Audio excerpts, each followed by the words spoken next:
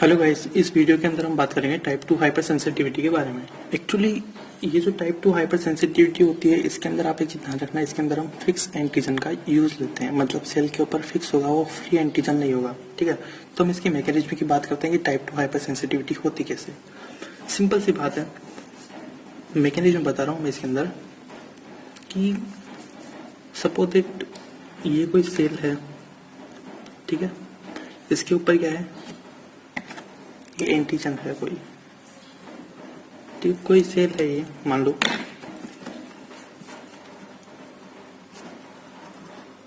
Cell है और ये क्या है, फिक्स एंटीजन। क्लियर।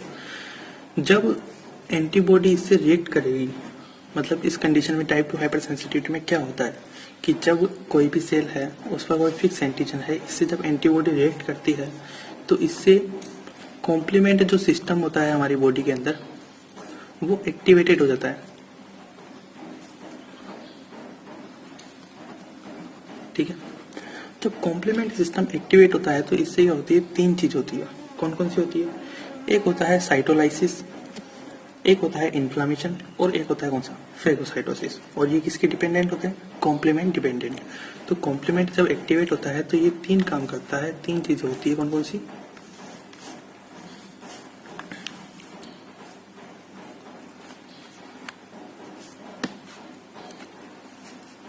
पहला होता है कॉम्प्लीमेंट डिपेंडेंट साइटोलाइसिस, राइट। दूसरा होता है आपके पास कौन सा, कॉम्प्लीमेंट डिपेंडेंट इन्फ्लामेशन।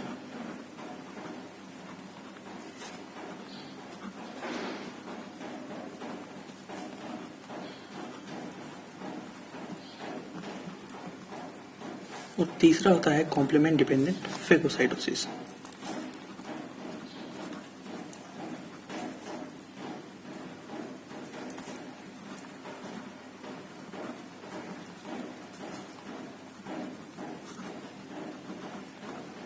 देखो, ये जो कॉम्प्लीमेंट डिपेंडेंट साइटोलाइसिस होता है, इसमें कौन सी चीज काम आती है? इसमें जो कॉम्प्लीमेंट सिस्टम का जो मेम्ब्रेन अटैक कॉम्प्लेक्स होता है, जिसे हम क्या बोलते हैं, MAC, वो पार्टिसिपेट करता है।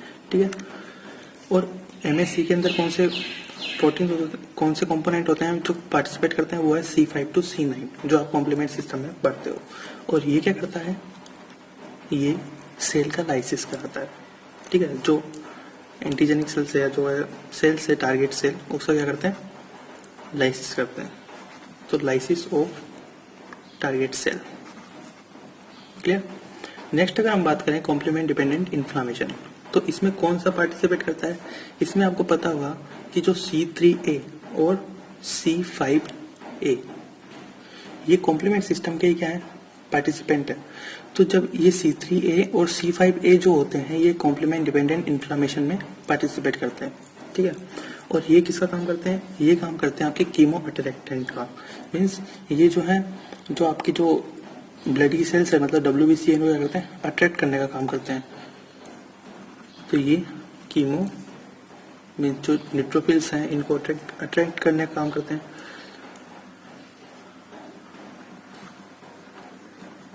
ठीक है, कीमोट्रैक्टेंट का काम करते हैं। जो कॉम्प्लीमेंट डिपेंडेंट फेगोसाइटोसिस होता है, इसमें कौन सा पार्टिसिपेट करता है? इसमें जो C3B है और जो C4B, ये पार्टिसिपेट करता है। और ये किस, जो फेगोसाइटोसिस में काम करते हैं, और ये किसकी तरह काम करते हैं? Act as a ऑप्सोनाइजर्स। ऑप्सोनाइजर जो होते हैं उनकी तरह एक काम करते हैं। ऑप्सोनाइजर क्या करते हैं कि फेगोसाइटोसिस की प्रक्रिया को क्या करते हैं, एनहांस करते हैं इस प्रोसेस को।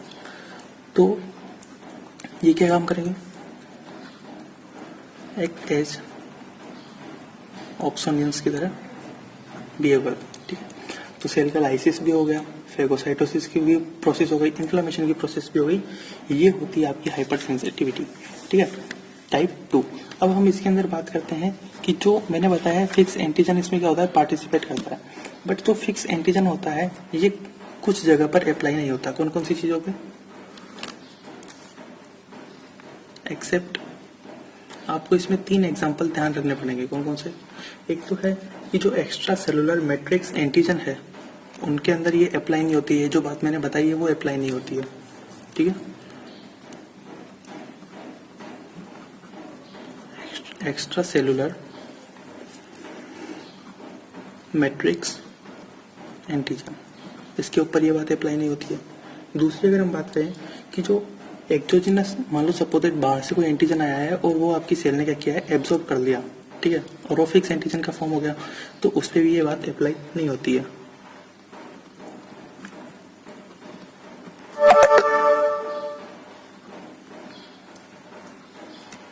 एक्सोजिनस एंटीजन एब्जॉर्ब्ड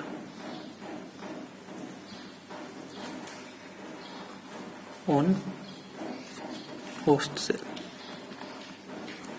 ठीक है, उस पर भी ये बात अप्लाई नहीं होती है। और एक और एग्जांपल है आपके पास, कौन सा, मैं थोड़ा सा यहाँ पे लिख देता हूँ इसमें, कि अगर मान लो सपोज जैसे आरबीसी है, उस पर क्या होता है, एंटीजन होता है, तो वो तो इसके लिए एप्लीकेबल है हाइपर सेंसिटिविटी टाइप 2 के लिए, बट अगर सपोज उस आरबीसी को किसी ड्रग में कोटेड कर रखा है तो उसके लिए ये बात लागू नहीं होगी, ठीक है। तो drug can coat on RBC membrane, तो इनके लिए बात अप्लाई नहीं होगी। क्लियर।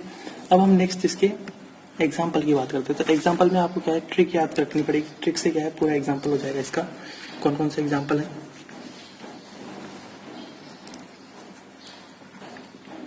सिंपल सी ट्रिक है। पहली ट्रिक तो आप ये ध्यान रखना, B positive blood group is mild, ठीक है।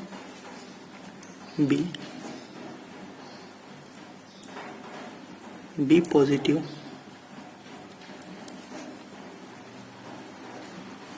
ब्लड ग्रुप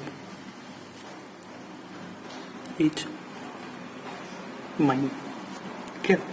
और दूसरा आपको ये ध्यान रखना है, कौन सा, एक आपको ट्रिक याद रखनी है, डेट पाम,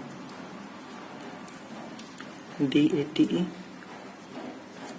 पाम, ठीक है। इसमें जो पहला बी है ना, इसका तो कोई लेना देना नहीं है, इसको आप याद मत रखना। ये तो मैंने ऐसे ट्रिक बनाने के लिए बताया। देखो जो पॉजिटिव है, पॉजिटिव में क्या है, पी है, तो पी से क्या आ जाएगा, परनीशियस एनीमिया, परनीशियस एनीमिया, ठीक है। जो ब्लड है, ब्लड से आ जाएगा, ब्लड ट्रांसफ्यूजन जो रिएक्शन होती है उनमें जो हाइपर सेंसिटिविटी पैदा होती है वो कौन सी होती है, टाइप 2 होती है।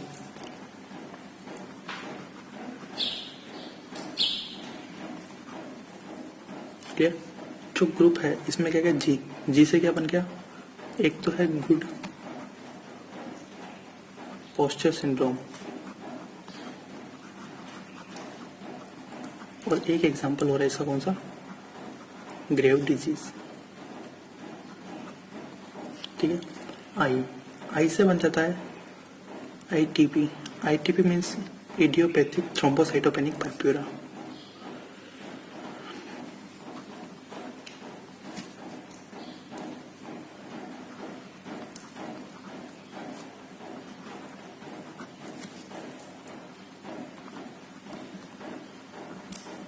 और एक और एग्जांपल है इसका, कौन सा, आई से insulin dependent diabetes mellitus,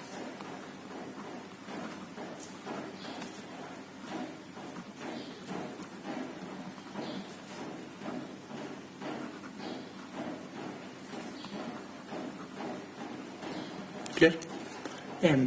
M से बनता है माइस्थेनिया ग्रेविस,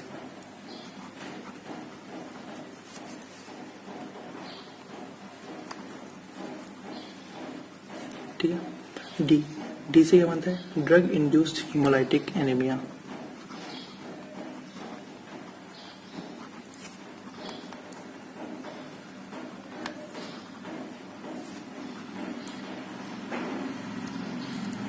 ए से क्या बनता है, ऐसे बनता है auto immune haemolytic anaemia, mainly इसमें सारे ब्लड से रिलेटेड ही हैं, auto immune haemolytic anaemia, clear.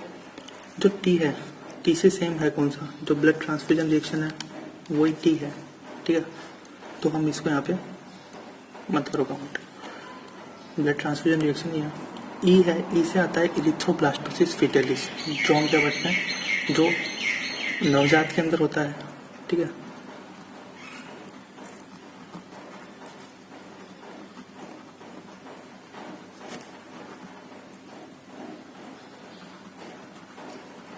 और पाम से जो पी यहाँ पे ले लोगे आप इसका, तो इससे बन जाएगा कौन सा, पेम्फिगस वल्गेरिस। एक डिजीज होती है कौन सी, पेम्फिगस वल्गेरिस।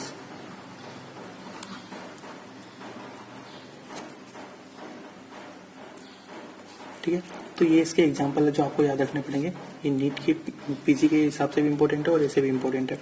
क्लियर। अब हम यहाँ पे दो चीज़ों की बात करते हैं। दो चीज़ें क्या हैं, एक होता है ADCC और एक होता है ADCD। क्या होता है अभी बताऊंगा पूरा। ये टाइप 2 हाइपर सेंसिटिविटी के अंदर ही आता है। एक है ADCC और एक है आपके पास कौन सा, ADCD। क्लियर। ADCC क्या होता है, इसका मतलब होता है एंटीबॉडी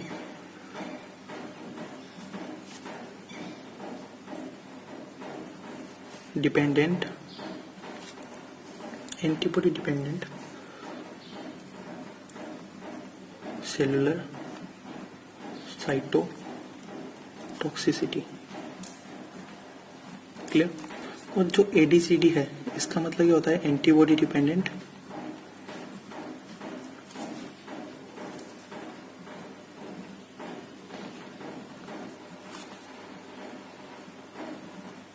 सेलुलर। यहाँ तक तो सेम है, बट सी की जगह यहाँ पे डी आया तो डी मतलब क्या है इसका, डिसफंक्शन। ठीक है, ये क्या होता है इनके बारे में हम डिस्कस करते हैं। देखो सिंपल सी बात है कि आपको बताया कि जब IgG एंटीबॉडीज के अंदर क्या आती है, काम आती है। ठीक है, वो मैं इंट्रोडक्शन के अंदर बता चुका हूँ। तो IgG एंटीबॉडी, चलो यहाँ पे मैं एक बार और लिख देता हूँ। टाइप 2 हाइपर सेंसिटिविटी इसमें क्या होती है, IgG। आप इंट्रोडक्शन के अंदर देखोगे तो उसको, उसके अंदर आपको पूरा मिल जाएगा। IgG और IgM जो एंटीबॉडी होती है वो मेनली काम आती है। क्लियर। तो जो ADCC होता है, एंटीबॉडी डिपेंडेंट सेलुलर साइटोटॉक्सी होता है, इसके अंदर होता क्या है कि जब IgG एंटीबॉडी है, ठीक है, IgG एंटीबॉडी ये क्या करता है, ये टारगेट सेल एंटीजन के साथ क्या करता है, रिएक्ट करता है। अब एंटीबॉडी इसके साथ रिएक्ट करेगी तो कौन से रीजन से, एंटीबॉडी के अंदर दो रीजन होते हैं, एक तो FC रीजन होता है और एक FAB रीजन होता है, मतलब एंटीजन बाइंडिंग रीजन होता है। तो IgG एंटीबॉडी अटैच टू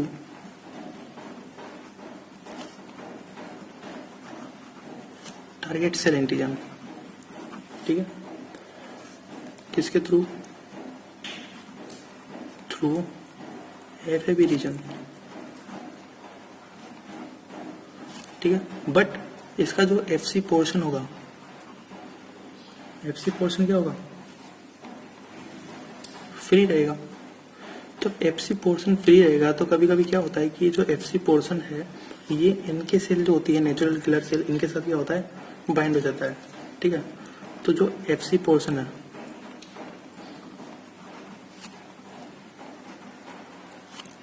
ठीक है, FC portion of IgG bind to FC receptor of NK cell, natural killer cell. और जब इसके साथ बाइंड होता है तो इससे क्या होता है, टारगेट सेल का डिस्ट्रक्शन हो जाता है। ठीक है,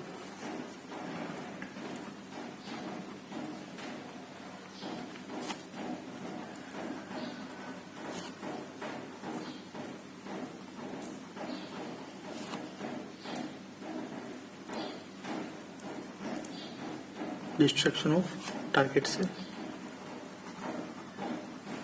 जो टारगेट है कि हमने सेल, उसका क्या होता है, डिस्ट्रक्शन हो जाता है, मतलब उसका खत्म कर देता है ये। तो ये जो प्रोसेस है, जो एंटीबॉडी डिपेंडेंट सेलुलर साइटोटॉक्सी है, ये किसके अंदर काम आती है, ये काम आती है पैरासाइट्स को। ये जो कोई भी पैरासाइट है उनको खत्म करने में, उनको मारने में, या फिर ट्यूमर सेल्स को मारने पे, या फिर ग्राफ्ट सेल को मारने के अंदर ये क्या करती है, काम आती है। ठीक है। तो ये जो प्रोसेस है ADCC यूज्ड इन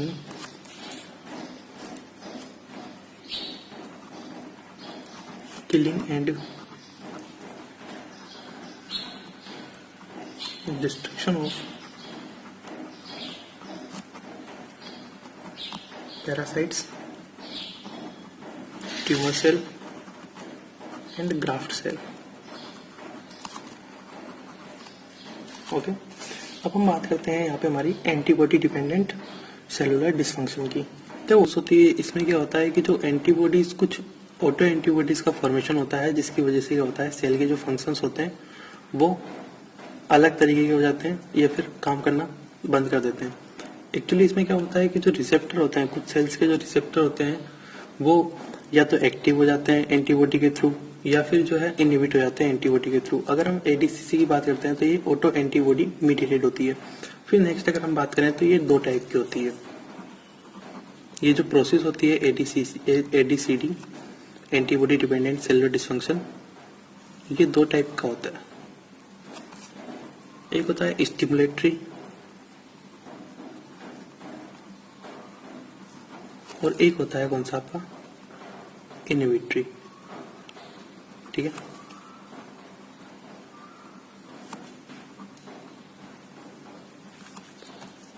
स्टिमुलेटरी के अंदर क्या होगा कि जो रिसेप्टर होगा, जो ऑटो एंटीबॉडी फॉर्मेशन हुई है वो क्या करती है, वो रिसेप्टर को एक्टिवेट करती है।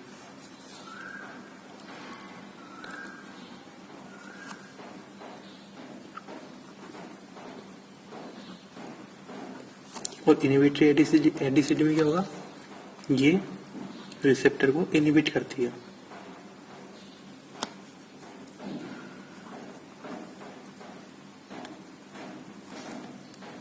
ठीक है, अगर हम बात करते हैं स्टिमुलेटरी ADCD की तो इसके एक एग्जांपल की बात करते हैं, एग्जांपल लेके बात करते हैं, जैसे फॉर एग्जांपल ग्रेव डिजीज। ठीक है, ग्रेव डिजीज में क्या होता है, ऑटो एंटीबॉडी का फॉर्मेशन होता है। किसके अगेंस्ट, जो थायराइड रिसेप्टर होते हैं उनके अगेंस्ट ऑटो एंटीबॉडी का फॉर्मेशन होता है। और वो थायराइड ग्लैंड को क्या करते हैं, थायराइड हार्मोन प्रोड्यूस करने के लिए क्या करते हैं, स्टिमुलेट करते हैं। क्लियर।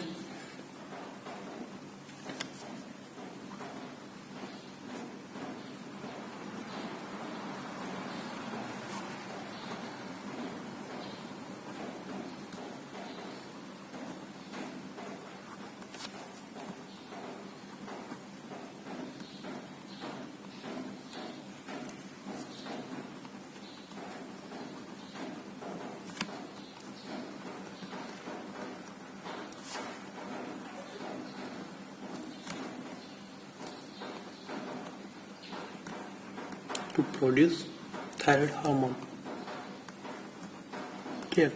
जैसे मैंने बताया था कि जो ग्रेव डिजीज होती है वो किसका एग्जांपल है, टाइप 2 हाइपर सेंसिटिविटी का एग्जांपल है। और हम बात करते हैं इनहिबिटरी ADCD के अंदर, तो इनहिबिटरी ADCD में क्या हुआ कि ये जो है इनहिबिशन करती है किसका, सॉरी ये गलत लिख दिया, इनहिबिशन ऑफ रिसेप्टर। ठीक है, इसमें क्या होता है, फॉर एग्जांपल हम बात करते हैं कि जो एसिटाइलकोलिन रिसेप्टर होता है उसके अगेंस्ट क्या होती है, एंटीबॉडी का फॉर्मेशन होता है। किसके अंदर, जैसे हम माइस्थेनिया ग्रेव्स डिजीज की बात करते हैं तो उसमें क्या होता है कि जो एसिटाइलकोलिन के रिसेप्टर होते हैं उसके against anti acetylcholine receptor antibody का फॉर्मेशन होता है, जो कि क्या है, ऑटो एंटीबॉडीज। ठीक है, जब ये इसका फॉर्मेशन होता है तो ये क्या करती है कि जो रिसेप्टर है उसको क्या करती है, ब्लॉक कर देती है। ब्लॉक एसिटाइलकोलिन रिसेप्टर, और रिसेप्टर को ब्लॉक करती है तो उससे क्या है, इम्पल्स का ट्रांसमिशन नहीं होता। और इम्पल्स का ट्रांसमिशन नहीं होता है तो उससे क्या होती है, मस्कुलर वीकनेस आ जाती है।